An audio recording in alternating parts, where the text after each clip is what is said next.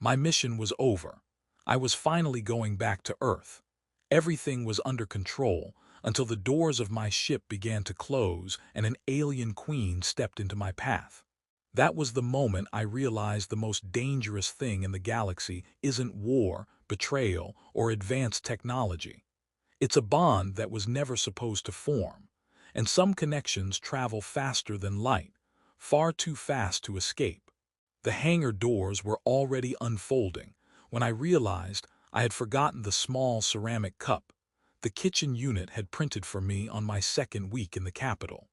It was an absurd thing to regret at the end of an interstellar diplomatic mission, fragile, asymmetrical, faintly glowing along its rim, because I had once spilled reactor coolant near the fabrication console. Still, as the transport shuttle warmed its engines, and the bioorganic walls of the hangar pulsed in patient rhythms around me, that cup seemed like proof that I had once existed here as something other than a negotiator with a pulse. My mission is complete, I told the empty air, mostly to hear the sentence aloud. It sounded official, hollow, final.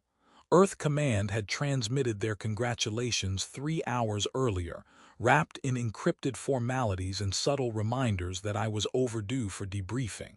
Trade accords signed, atmospheric stabilizers integrated, military misunderstandings downgraded to cultural curiosities, a success by every measurable metric.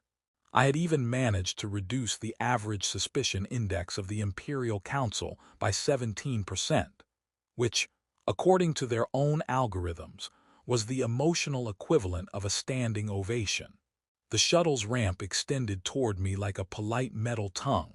I took one step forward. The hangar lights dimmed, not in malfunction, but in recognition. The living architecture responded to a new presence before I heard the echo of footsteps behind me. Slow, unhurried, unmistakable, I did not turn immediately. In diplomacy, hesitation can be power. In personal matters, it is usually cowardice. I was deciding which category this fell into. "You intend to depart without farewell," she said. Her voice carried through the hangar with that soft resonance peculiar to her species, as if every word vibrated in two frequencies at once, the one you heard and the one you felt against your spine. I turned. She stood at the threshold where the corridor met the hangar floor, framed by bioluminescent veins tracing the walls. At first glance she could have passed for human, tall, composed, silver hair falling over her shoulders, but no human possessed ears like hers. They extended long and elegant from the sides of her head, tapering in delicate arcs that shifted subtly as she listened. They were expressive without being theatrical. At the moment they angled slightly backward, not in anger but in concentration. Her eyes settled on me, and the shuttle behind me gave an impatient mechanical cough. "I attended the ceremony," I said carefully. "There were speeches, a musical interpretation of cross-species cooperation. Someone attempted to juggle plasma spheres. You did not speak to me." That felt less like a public event. One of her ears flicked. It was the closest she came to rolling her eyes. She moved forward, each step measured. The organic floor beneath her brightened faintly, recognizing its sovereign. I became acutely aware that I was standing between the most advanced biomechanical vessel in the sector and the ruler of the civilization that built it. "I believed," she said, "that we would conclude our association with deliberate clarity." "That sounds ominous," I replied. "Is there paperwork involved? Because Earth already has a heroic backlog." "This is not administrative." I laughed softly. "That's worse." The shuttle's countdown chimed in my peripheral implant. 8 minutes to departure window. Plenty of time to dismantle one's composure. She stopped 3 paces away. Close enough that I could see the faint luminescent undertone beneath her skin, like moonlight diffused through water. Close enough that I could hear her breathing adjust, slightly faster than court protocol required. "Our neural resonance has not dissipated," she said. I blinked. "The reactor synchronization, that was months ago. When we merged biosignatures to stabilize the core, our cognitive patterns aligned beyond anticipated thresholds." Her gaze did not waver. The alignment persists. I considered this. Persisting as in sentimental echo, or as in catastrophic feedback loop. Her mouth curved barely. Neither it is stable but incomplete. I resisted the urge to glance at the shuttle again. Define incomplete. When you prepared for departure, my neurofield registered destabilization. I stared at her. You're saying my packing stressed you. I am saying, she replied evenly, that your intention to leave caused measurable disruption in my cognitive equilibrium. I rubbed a hand over my face. Your Majesty, with respect, humans experience that sensation constantly. We call it anxiety. Her ears angled forward. This is not anxiety. Is it fatal? No. Painful? Yes. I exhaled. Of course it is. Silence expanded between us, thick but not hostile. The hangar seemed to dim further, as though the architecture itself were eavesdropping. You believe your duty is fulfilled, she continued. You believe your presence here has concluded its function. That's generally how missions work. And yet, she said quietly, our bond does not conform to mission parameters. Bond, the word hovered there, luminous and inconvenient. I had not named it. We had argued policy, debated philosophy, shared quiet hours analyzing star charts while the capital slept. We had disagreed about hierarchy and laughed about human caffeine addiction. I had taught her sarcasm. She had taught me how her people perceived time as harmonic layers rather than linear progression. Somewhere in that exchange, something had shifted. I forced a smile.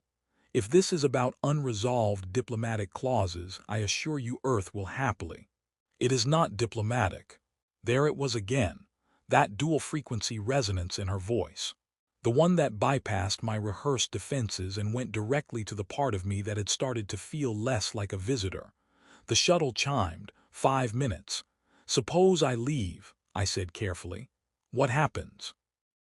Our resonance destabilizes for a period of unknown duration. Cognitive interference. Emotional volatility. Emotional volatility, I repeated. That sounds suspiciously human. She stepped closer. Close enough that I could see the faint silver threads woven into her ceremonial attire. You altered more than trade agreements. And you, I said lightly, altered my sleep schedule. Do you know how many councils convene at dawn here? This planet rotates differently. I noticed. For a moment the tension fractured. Her lips parted in something dangerously close to laughter. It startled me how much I wanted to see it fully formed. You could remain, she said. The words landed without grandeur. No command, no decree, simply possibility. For how long? Until the resonance resolves naturally. And how long would that take? Her ears shifted in a gesture I had learned meant uncertainty. Our scientists estimate several cycles.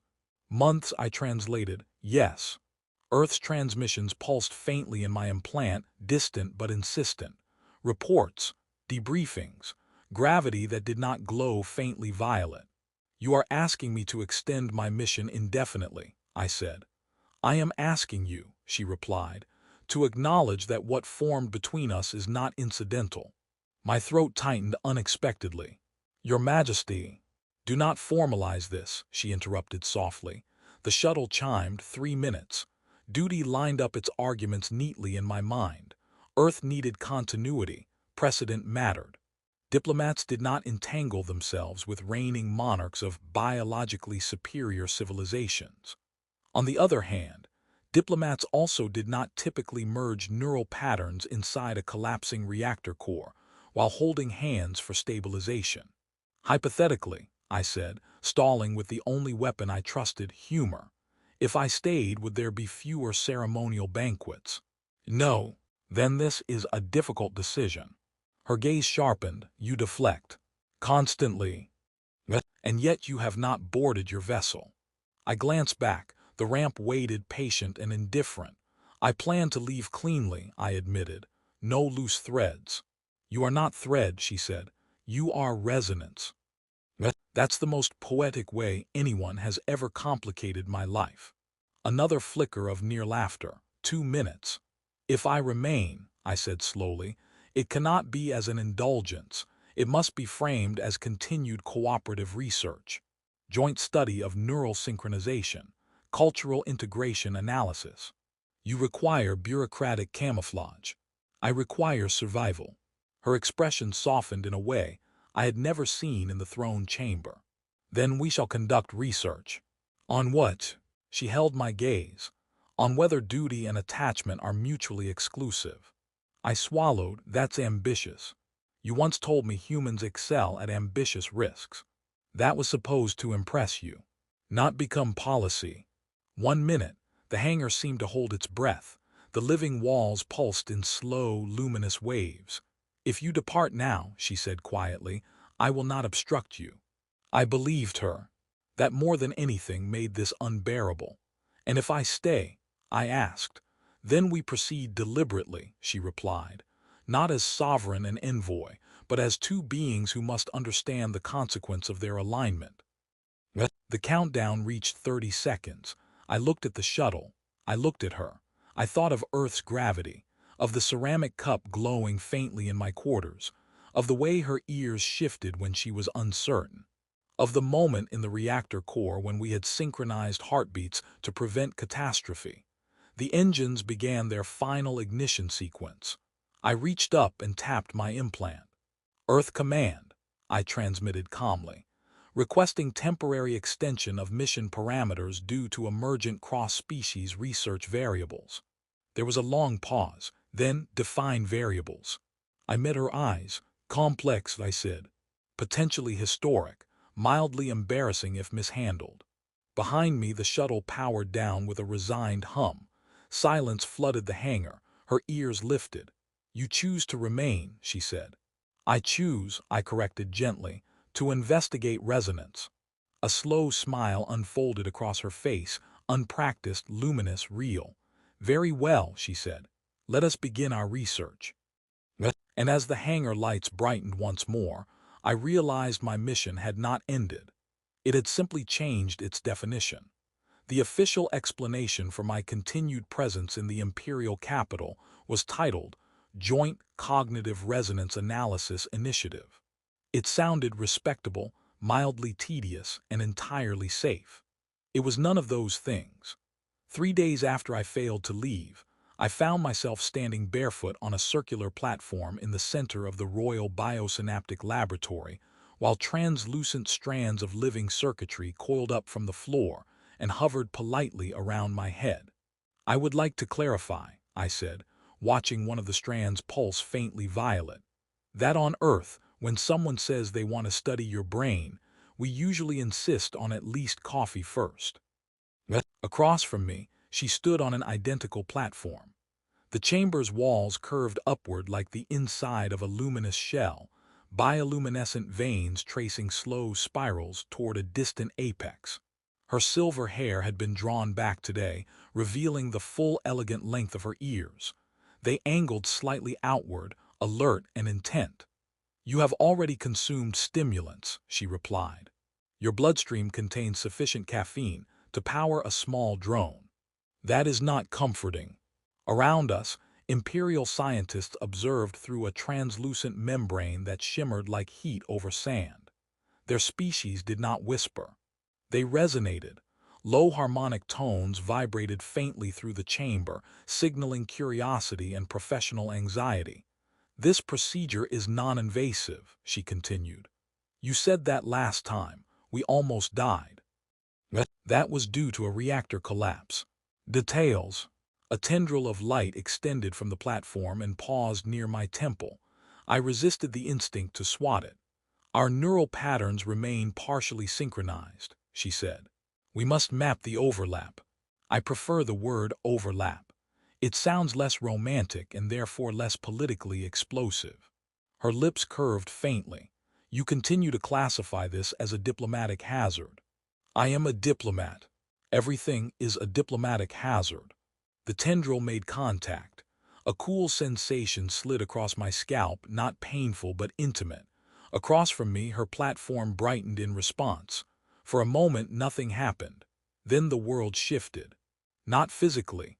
The chamber remained. The scientists remained, but a second layer unfolded beneath perception, an undercurrent of awareness that did not belong solely to me.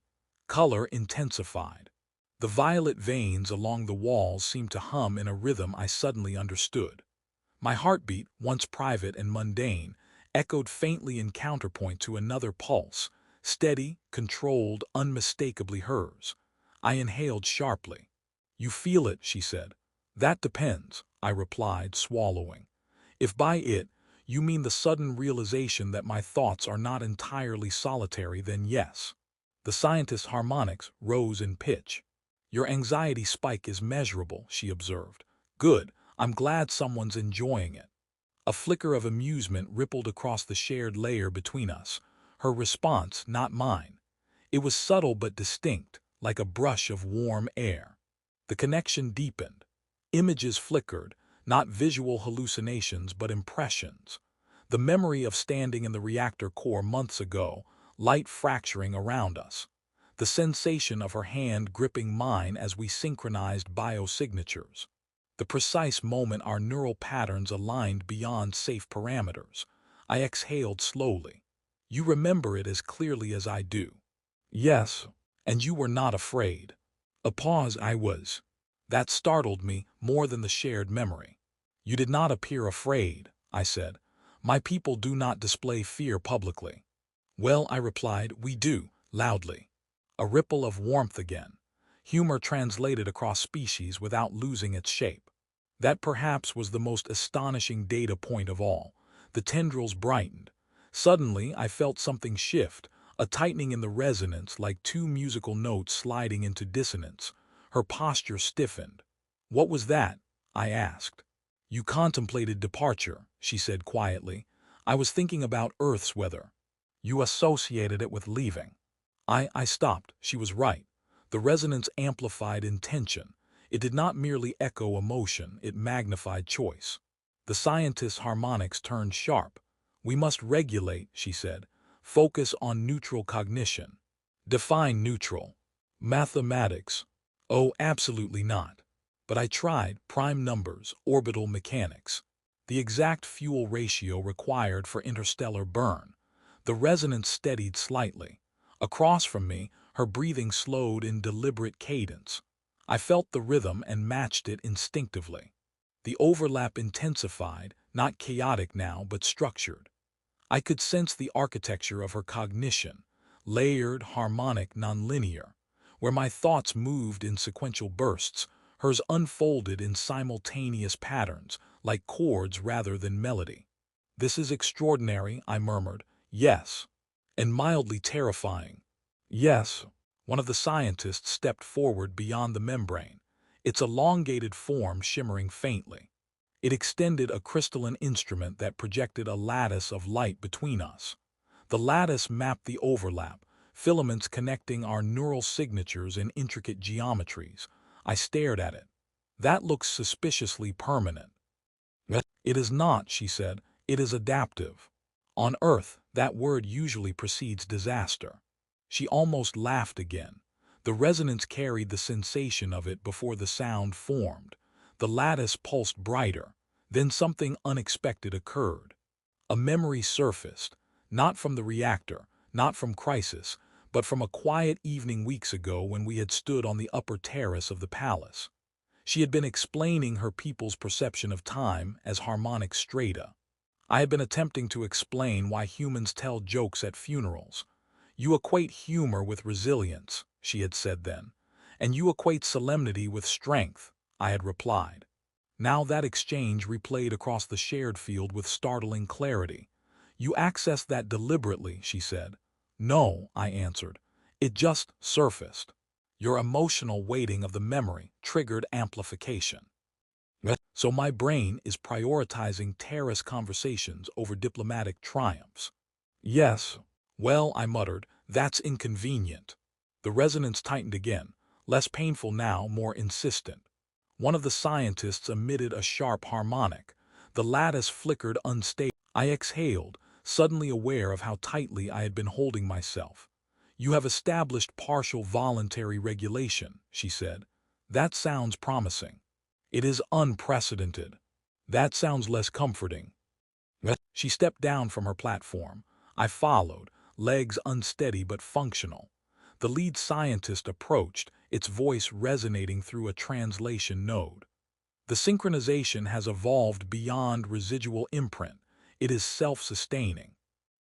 I grimaced. You make that sound like a fungal infection. It is adaptive, the scientist repeated. I looked at her. You see what I'm dealing with. Her eyes held mine, serious now. This bond will not dissolve through avoidance, she said. It requires integration. And integration, I said slowly, means choice. Yes, we stood in the luminous chamber, scientists pretending not to observe the subtext. I remained for research, I said lightly. You remained, she replied, because you did not wish to leave. I opened my mouth to argue. The resonance pulsed faintly between us, betraying the truth before words could shape it. That is extremely unfair, I muttered. It is accurate. I sighed. Very well. Hypothetically, if integration is successful, what then? Then separation becomes optional rather than traumatic. Optional, I repeated, yes. And if integration fails? Her ears lowered slightly, not in fear but in contemplation. Then the dissonance will intensify. That sounds unpleasant. It would be. I considered this carefully. So the universe has presented us with two options: deliberate vulnerability or escalating discomfort. That is a simplified summary. I specialize in simplification. Silence settled again, but lighter now. The laboratory no longer felt like a battlefield of hidden emotion. It felt like the beginning of an experiment neither of us had the training to conduct. She extended her hand, not ceremonially, not publicly proclaimed, simply offered. For the next phase, she said. I looked at her hand. On Earth, touching a reigning alien monarch outside formal ritual would have triggered at least 7 committees. Here, it triggered something else entirely. I took her hand. The resonance flared not violently but vividly. Warm, clear, intentional. The scientist's harmonics spiked in astonishment. Controlled amplification, one of them whispered. I glanced at her. We just impressed your entire scientific community. Yes. Do we get a certificate? She tilted her head slightly. If you require documentation. I always require documentation. The resonance softened into steady current, no longer jagged, no longer reactive. It felt aligned, not fused, not trapped, aligned. She did not release my hand immediately. Neither did I, and somewhere beyond the laboratory walls, beyond the glowing capital and the patient orbit of this alien world, Earth waited. For the first time since I had chosen to stay, that waiting did not feel like a ticking clock. It felt like a variable in an equation still being written. Earth Command chose the worst possible moment to become decisive. The message arrived during what the Imperial Court officially referred to as a strategic harmonic conclave, and what I privately called a room full of very intelligent beings humming at each other until policy happened. I was standing beside her beneath the vaulted dome of the council chamber when my implant pulsed against my temple with unmistakable terrestrial urgency. Priority channel, directorate level. I closed my eyes briefly. Of course, I muttered, her ear tilted toward me. You are being summoned. That's one word for it. The chamber's bioluminescent strands spiraled upward in slow, contemplative motion. Council members arranged themselves in concentric arcs, their elongated forms shimmering faintly. The topic had been routine: expansion of shared research corridors, mutual defense disclaimers, the usual cheerful matters of interstellar coexistence. My implant pulsed again. She studied my expression. Answer. You are very calm about this. I anticipated it. That did not help. I stepped back from the central dais and opened the channel.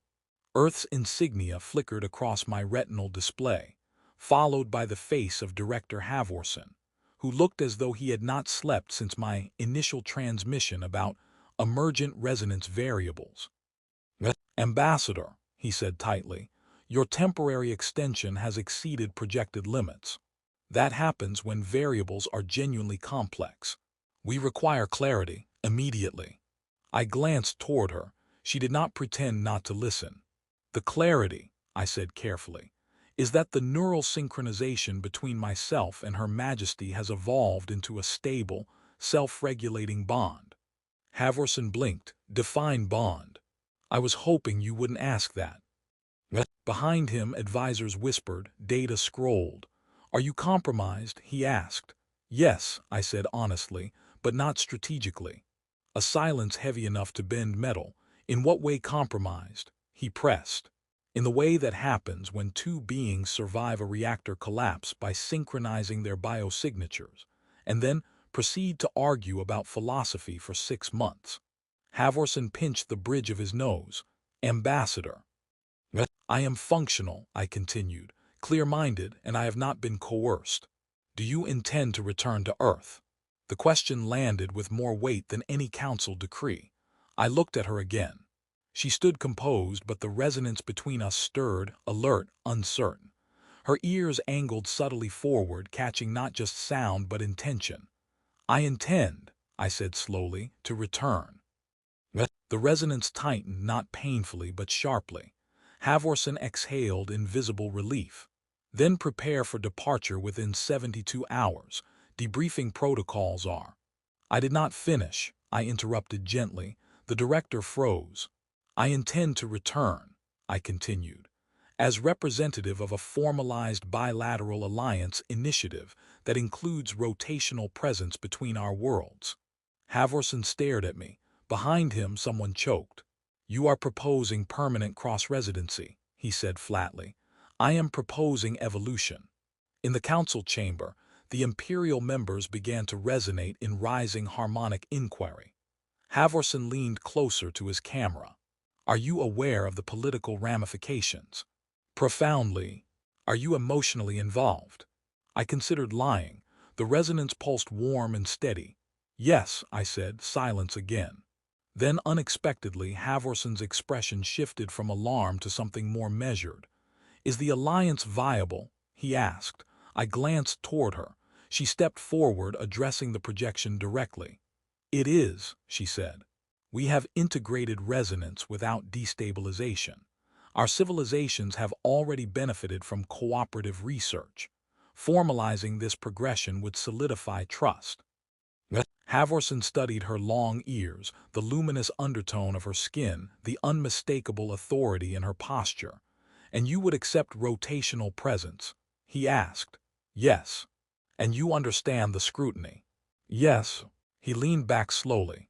Ambassador, he said at last, you were sent to negotiate stability. You appear to have negotiated something larger. That was not entirely intentional. That has never stopped humanity. A faint ripple of restrained laughter moved through the Earth delegation. Havorson sighed. Draft the proposal.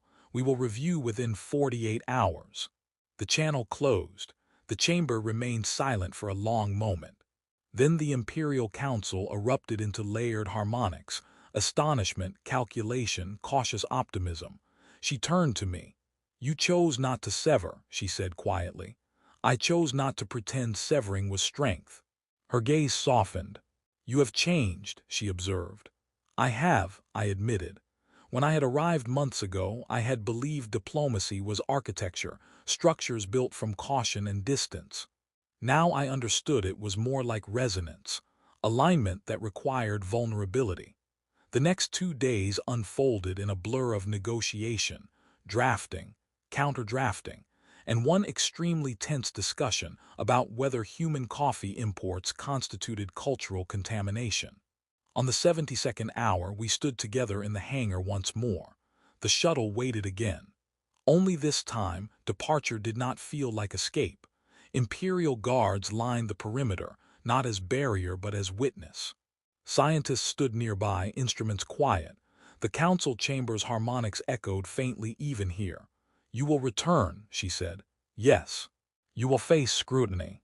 Constantly. You will be questioned regarding your judgment. That happens daily. Her lips curved, and you will come back.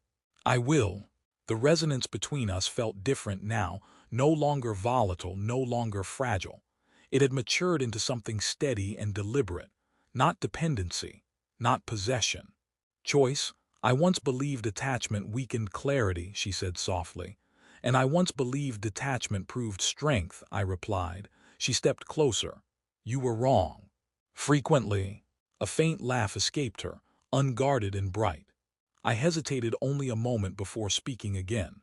When I first arrived, I said, I saw your empire as alien, beautiful but distant. Now I see it as harmonic, complex, worth the risk. And I, she said, once saw humans as erratic and emotionally inefficient. That assessment was not inaccurate. And now, she continued, I see your unpredictability as adaptive strength. That may be the nicest insult I've ever received. The shuttle signaled readiness. She extended her hand, not for synchronization, not for emergency stabilization, simply to hold. I took it. The resonance flared gently, affirming but not demanding. You are no longer merely envoy, she said. You are bridge. That sounds exhausting. It is. Good, I said. I was worried this would be simple. She released my hand slowly. I boarded the shuttle. The ramp retracted. Through the viewport, I saw her standing beneath the violet glow of the hangar, silver hair luminous, long ears angled upward as if listening to something beyond sound. The engines ignited. As the capital shrank below, I felt the resonance stretch, but not tear. It extended like a filament of light, flexible and enduring. Earth rose to meet me days later with gravity that felt heavier than memory. Debriefings were relentless, questions sharper than any imperial harmonic. Are you certain? Havorson asked during the final review. Yes. Do you understand that history will analyze this decision? I hope so. Do you regret remaining? I considered the laboratory, the terrace, the reactor core, the hangar. No, I said. Weeks later, the alliance ratified. Rotational residency approved. Joint research corridors established. And when I stepped once more into the Imperial hangar, this time not as uncertain envoy but as designated liaison, she was there waiting not to block my path but to walk beside me. You returned, she said. I said I would. You could have chosen comfort. I chose resonance. Her ear brushed lightly against my temple, an intimate gesture among her people. You are different, she murmured. So are you. She considered that, yes. We walked together toward the palace, guards falling into step behind us, scientists already arguing about new experiments, council members preparing harmonic briefings. The empire no longer felt like foreign territory. It felt like one half of a bridge. And for the first time in my life, I understood that duty and emotion were not opposing forces. They were parallel frequencies. All they required was the courage to let them align.